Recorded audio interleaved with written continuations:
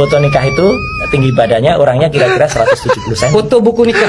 Bukan foto buku nikah, foto pernikahan. Foto pernikahan. Ya, ini lain lagi Mas. Kalau saya lihat itu dan ternyata dalam perbandingan sekarang kalau Jokowi dengan Iriana itu terpautnya jauh beda.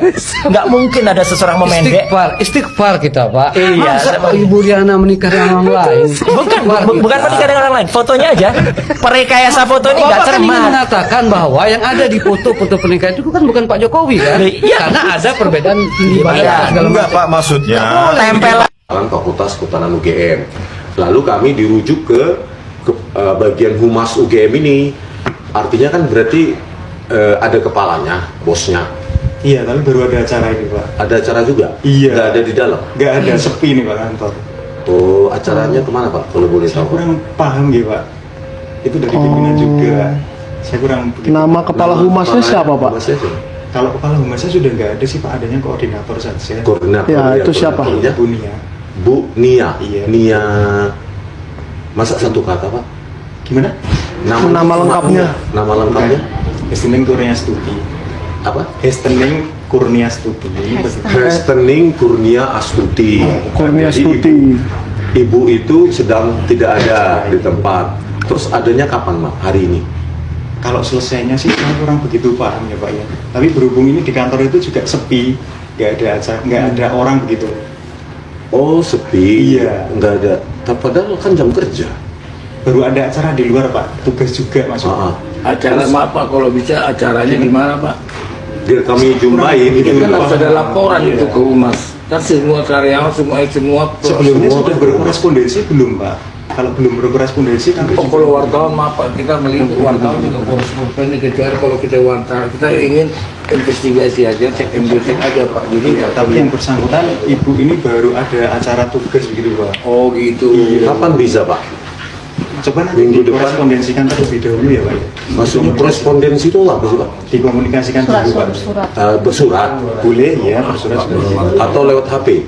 Lewat HP boleh Bisa bersurat. minta nomornya? Bu Nia. Maaf kalau itu saya kurang ini nih Pak, nggak boleh saya. Loh, terus Jadi masa bisa? Karena Kan kebetulan kami humas. aja juga bisa. Kan humas harusnya kan terbuka Mas- hubungan. Ini sekarang 20 Juni. Sekarang berarti sudah 2 bulan lebih. Kok janjinya kok nggak ditepati ya? Gitu loh. UGM pun tidak merilis secara full tayangan itu. Padahal publik ingin tahu apa yang terjadi di dalam itu. Apakah kami menghasut, membenci. Itu Ya. kan bukti yang perlu diketahui publik. Karena kami sudah dilaporkan ke Polda terkait kebencian. Betul. Penghasutan juga ada, gitu loh. Material tersebut nanti kami sampaikan ke pimpinannya Pak ya. Gitu aja Pak. jawaban Saya mau dari humas. tanya sedikit Pak.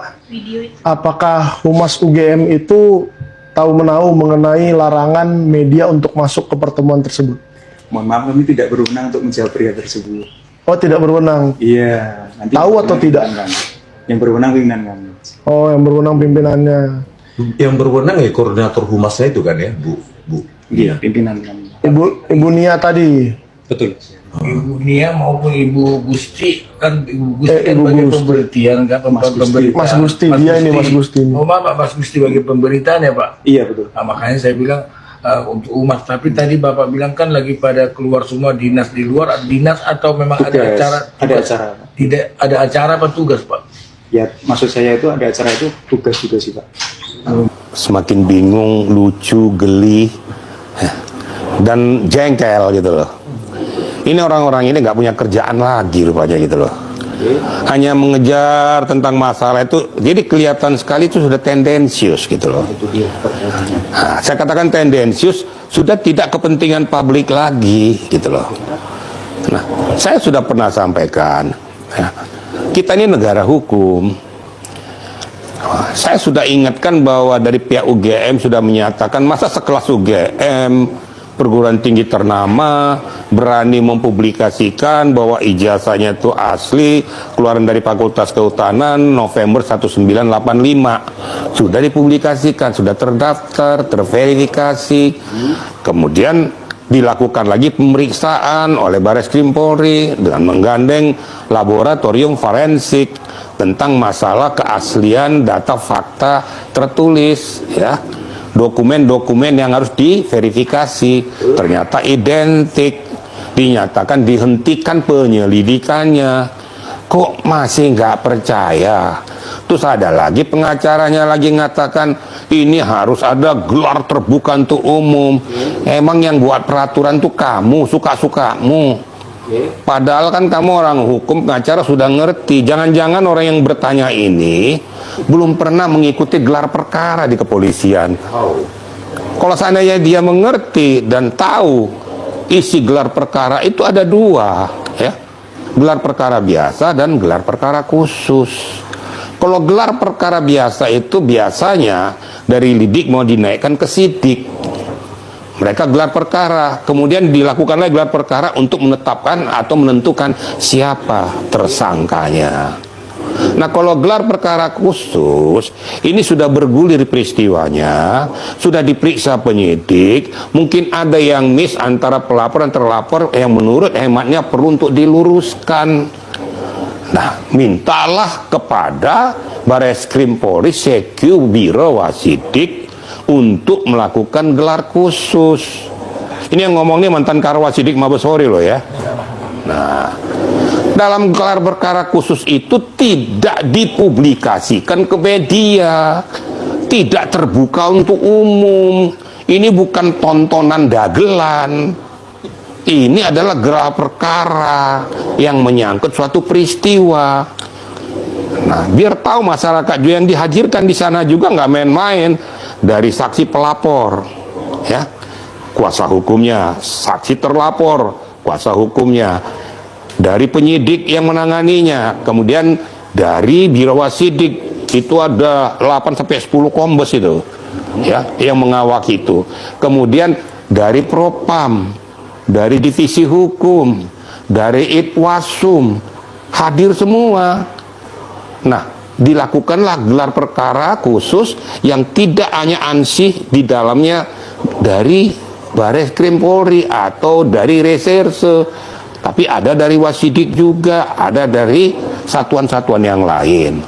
Nah, ini kan digodok, dianalisis, baru nanti diputuskan pointer-pointer rekomendasi yang akan diberikan kepada penyidik yang harus ditindaklanjuti untuk membuat terangnya suatu perkara.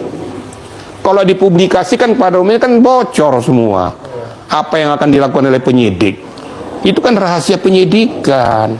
Ya tolong kita berpikir jernih gitu loh. Nah, kalaupun pelapor siapapun yang meminta untuk diadakan gelar perkara khusus, itu dapat dilakukan ke Bareskrim, Sekyu, Biro Wasidik. Catat baik-baik, tidak semua itu harus diluluskan. Tentu akan diverifikasi juga kelayakannya untuk dilakukan gelar perkara khusus. Kalau nggak layak karena sudah ternyata hasil verifikasi mereka ternyata ini tidak cukup untuk bikin gelar perkara khusus, masa harus dilanjutkan? Ya numpuk itu di Bareskrim, itu numpuk semuanya, berjuta-juta laporan nanti. Nah, ini yang kira-kira harus dipahami oleh kita semua. Nah, apesnya lagi, nggak puas juga, tanya sana tanya sini.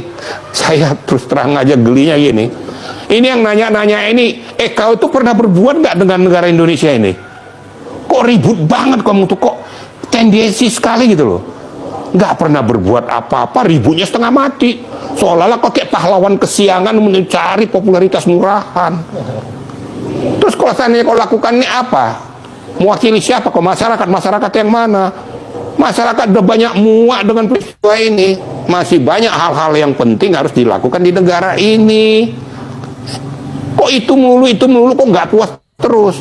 Makanya pernah saya katakan, kalau ente nggak puas, kau pindah ke negara lain, minta perlindungan ke Australia, ke Malaysia, Singapura, di sana aja kau laporkan.